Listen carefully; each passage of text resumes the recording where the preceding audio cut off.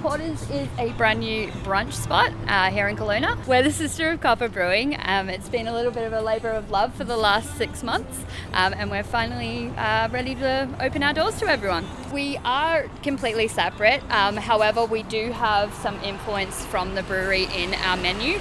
We do use some products to make some of our sauces and etc. We do buy it from Copper, and we also have a couple of our beers on tap in Porter's. However, we are technically two separate entities. We have quite a large menu. There's a bunch of options for pretty much everyone. Everything from larger meals of full bennies with our house smoked brisket through to souffle pancakes that are Japanese style. They're damn delicious.